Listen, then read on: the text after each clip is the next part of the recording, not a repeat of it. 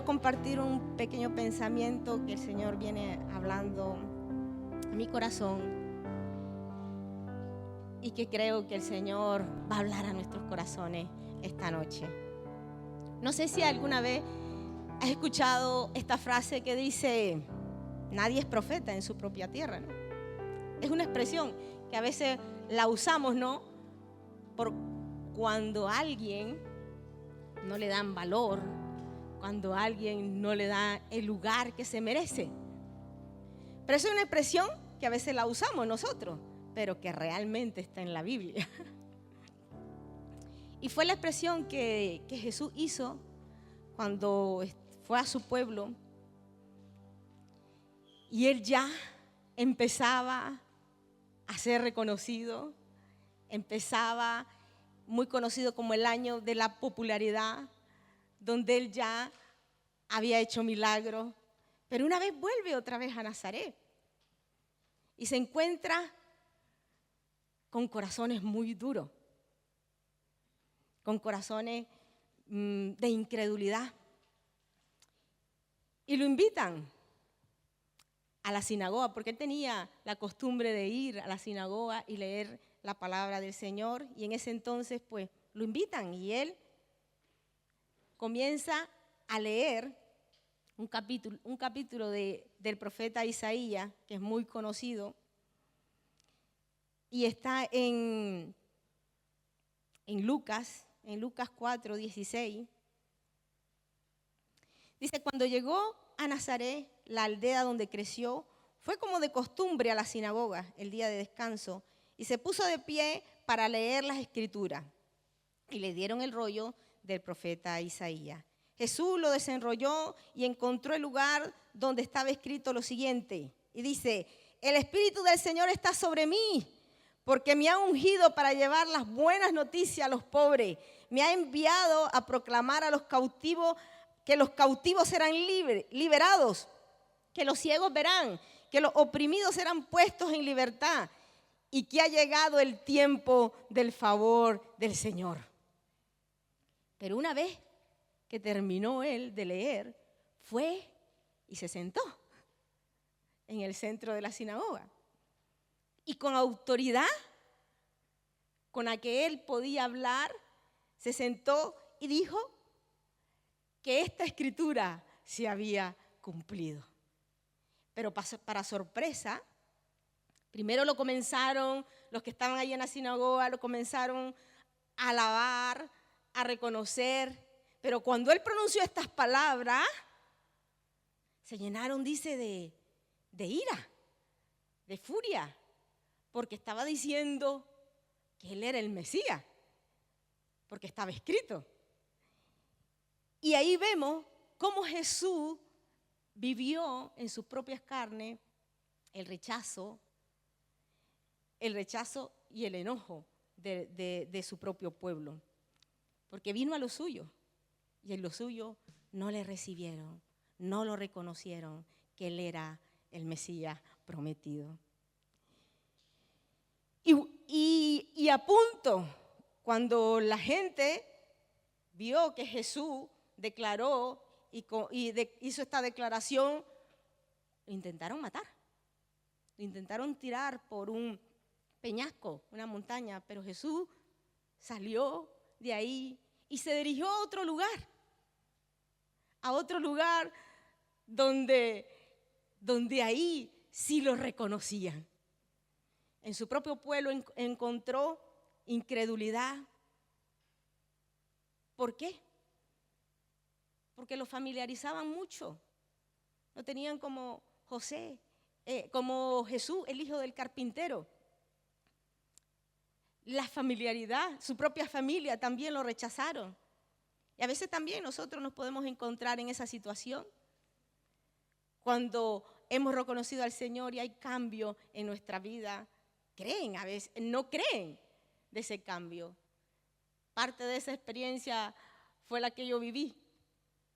Había escuchado de Jesús, pero no quería creer que Él podía cambiar mi vida.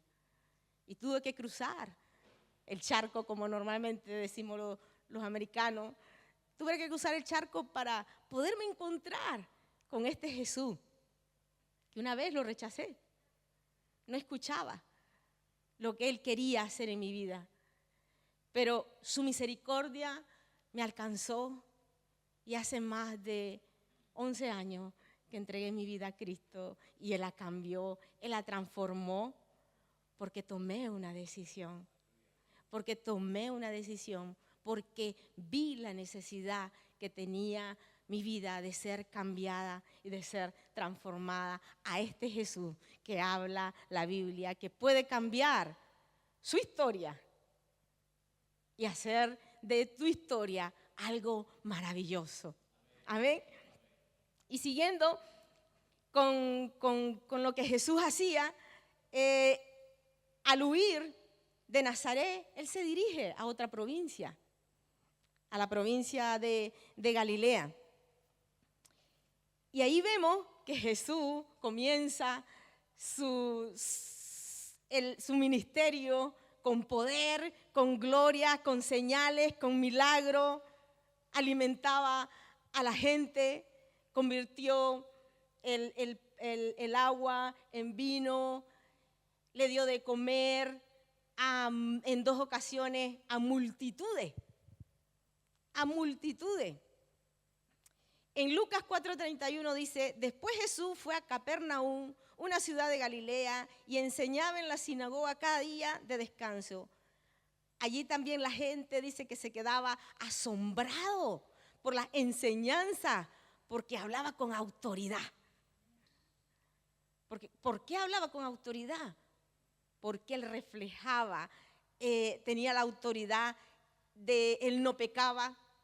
Él mostraba compasión, misericordia por las personas, por los que estaban enfermos, por los que estaban endemoniados, los que tenían problemas de ceguera y muchas otras cosas. En Mateo 4:23 al 25 dice, multitudes seguían a Jesús. Jesús viajó por toda la región de Galilea, enseñando en la sinagoga, anunciando las buenas noticias del reino y sanando a la gente de toda clase de enfermedades y de dolencia. La noticia dice acerca de Él, corrieron y llegaron tan lejos, dice, como Siria. Y pronto la gente comenzó a llevarle a todo el que estuviera enfermo y Él sanaba a todo. Cualquiera fuera la enfermedad o el dolor que tuvieran, o si estaban poseídos, dice, por demonios, o eran epilépticos o paralíticos, numerosas multitudes los seguían a todas partes. Gente de Galilea, de Decápolis, dice también, de Jerusalén, de Judea y del oriente, de al otro lado del Jordán, también de Perea. ¡Wow! ¿Cómo crecía la fama de Jesús por las cosas que hacían? Pero la gente lo buscaba únicamente por los milagros, por lo que Jesús podía hacer por ellos. No por quién era la persona en sí. Pero una vez Jesús, mientras caminaba, las multitudes lo amontonaban, digo yo, y querían estar con Él, de todos estos lugares, de todas estas regiones. Y ahí comienza, después de haberles dado de comer, sabía que algo tenía que hacer Él más que impactara el corazón de aquellas multitudes.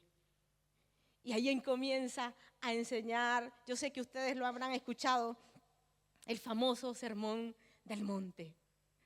Y ahí comienza Jesús a ver tantas multitudes. Yo me imagino ahí a los enfermos, a los que estaban afligidos, quizás gente de dinero, quizás gente también pobre, de bajos recursos, quizás gente indigente, de toda clase.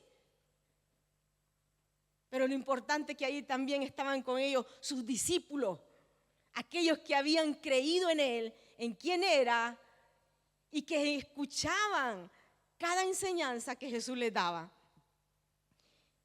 Y en Mateo 5, del 1 al 10, vemos cómo Jesús quiere impactar a sus discípulos. y les da principios básicos para construir su vida, la vida que ofrece el reino de Dios, el reino de los cielos, para que podamos conocer, usted y yo también, la voluntad de Dios. Es decir, cambiar nuestra manera de vivir, un nuevo modelo de vida. Eso es lo que le he titulado a esta pequeña reflexión, un nuevo modelo de vida. Es lo que Jesús quería impactar en cada corazón en medio de aquella gran multitud que lo seguía.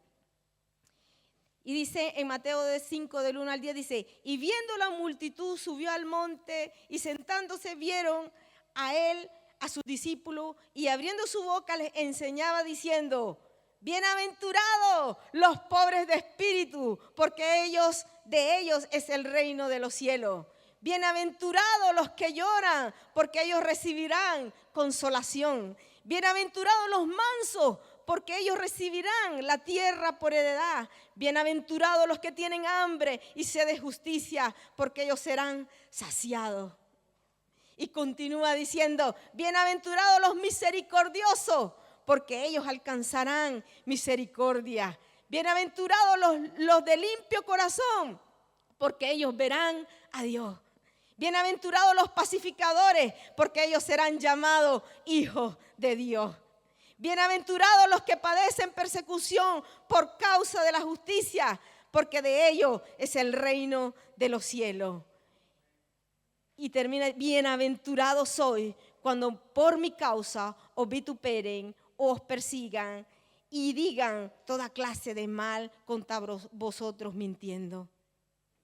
Y el significado de bienaventurado es, Jesús en otras palabras le estaba diciendo, bienaventurado, felices, dichoso, afortunado, contento, indicando que una felicidad que va más allá de lo que es temporal, de lo que es natural, lo de que este mundo ofrece, lo natural. Él estaba ofreciendo algo totalmente diferente que rompía los esquemas, las estructuras de aquel entonces en el cual en ese momento estaba viviendo Galilea, toda Palestina, bajo la opresión del imperio romano. Jesús viene a cambiar, viene a revolucionar la vida de cada una de esas personas. Y yo me maravillo, porque Él no ha cambiado. Él es el mismo que estaba allí en el Sermón del Monte. Son sus mismas palabras que hoy le están diciendo a usted. Bienaventurados los pobres de espíritu, porque de ellos es el reino de los cielos. Y en esta palabra me quiero enfocar, en bienaventurados los pobres de espíritu, porque de ellos es el reino de los cielos.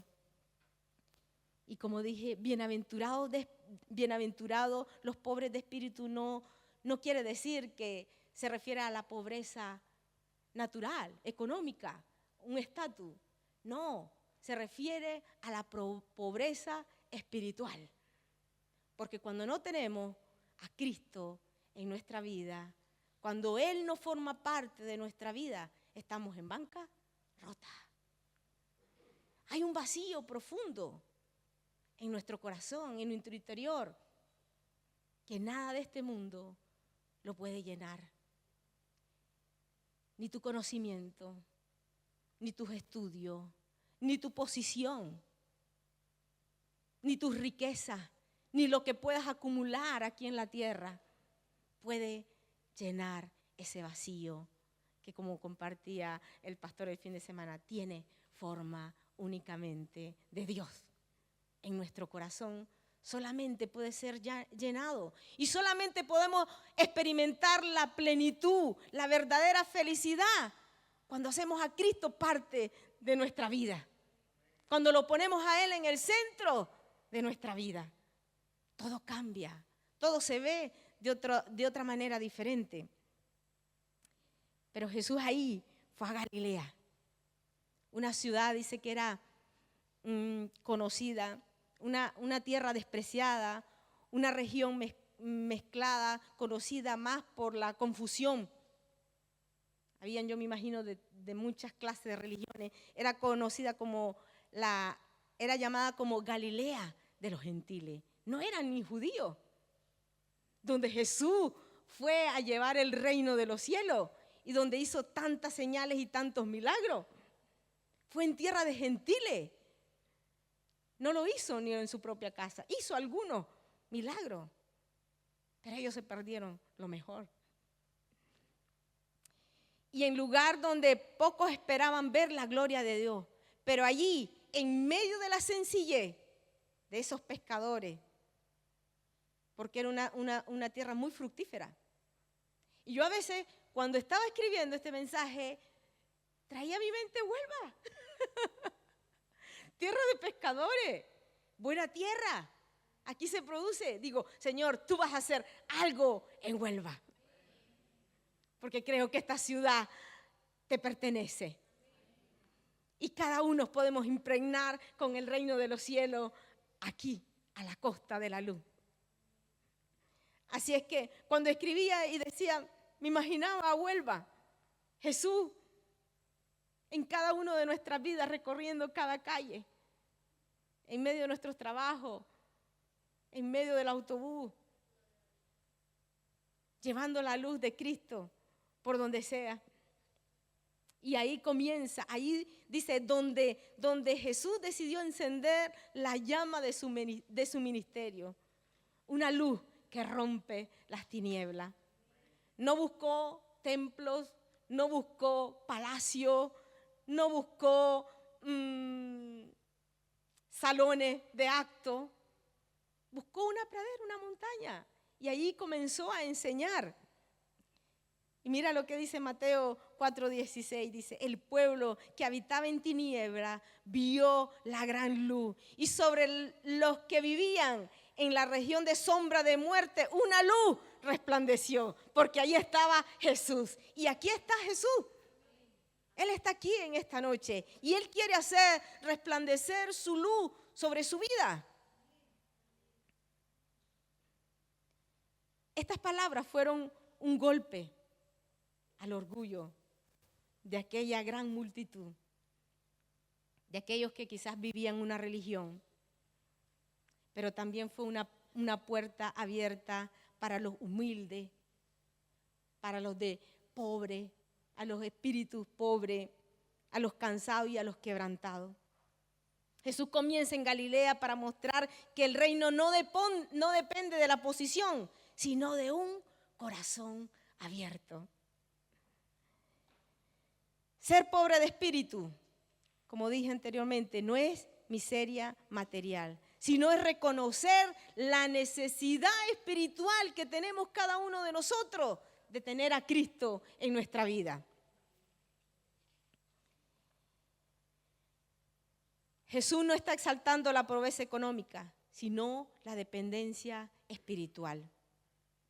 Ser pobre en espíritu es reconocer, no tengo nada que ofrecerle a Dios, solo mi corazón.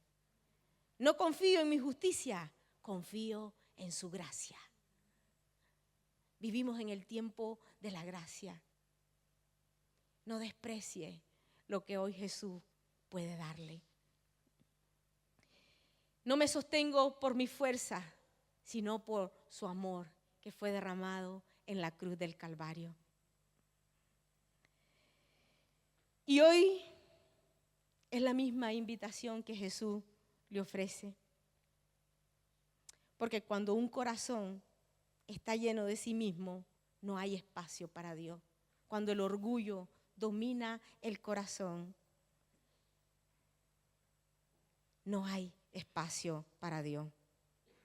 Jesús escogió pescadores, publicanos, como Mateo, enfermos, a los rechazados, a los que nadie quería, la sociedad.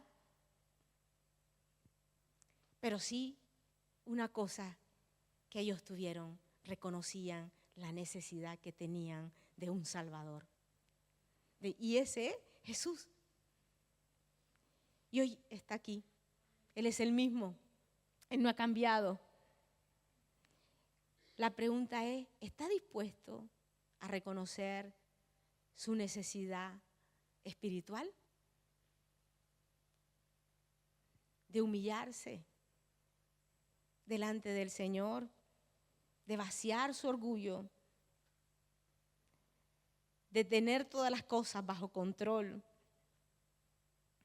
Porque cuando lo hace, el reino de Dios se acerca por medio de Cristo. Y su paz y su perdón comienza a transformar tu vida desde lo más profundo. Comienza Él desde el corazón, desde el interior hacia afuera. En el Salmo 32, 1 dice: cuán bienaventurado es aquel cuya transgresión es perdonada y cuyo pecado es cubierto. Hubo alguien que pagó el precio para que usted y yo pudiéramos disfrutar de esta riqueza espiritual que ofrece Jesús, que es el perdón, tener paz con Dios, ser reconciliados con nuestro Padre Celestial. Hubo alguien que pagó el precio y fue Jesús. Él ya lo pagó. Y Él dice en su palabra que un corazón contrito y humillado no lo rechaza nunca. Un corazón que reconoce que necesita a Jesús, Él entra a habitar. El Salmo 34, 8 dice: probad y ve que el Señor es bueno. Cuán bienaventurado es el hombre que en Él se refugia. Cuando usted reconoce su pobreza espiritual, Jesús se acerca. Yo le voy a invitar a que se ponga de pie, que abra su corazón, porque Jesús sigue siendo el mismo. Y Él ya pagó la deuda. Pagado está en la cruz del Calvario. Él ya pagó el pecado, la muerte. Y Él quiere reconciliarlo con nuestro Padre Celestial. Él quiere restaurar esa relación que habíamos perdido por causa de nuestra desobediencia. Pero Jesús está aquí. Él es el mismo. Así que yo le invito que abra su corazón de par en par, que invite a Jesús, que Él sea su Salvador, pero también su Señor, que Él venga a habitar. Yo le invito a que repita conmigo esta oración. Señor Jesús, reconozco que he pecado contra ti, que no soy digno, Señor, de recibir tu perdón, pero te doy gracias porque tú pagaste en la cruz del Calvario por mis pecados.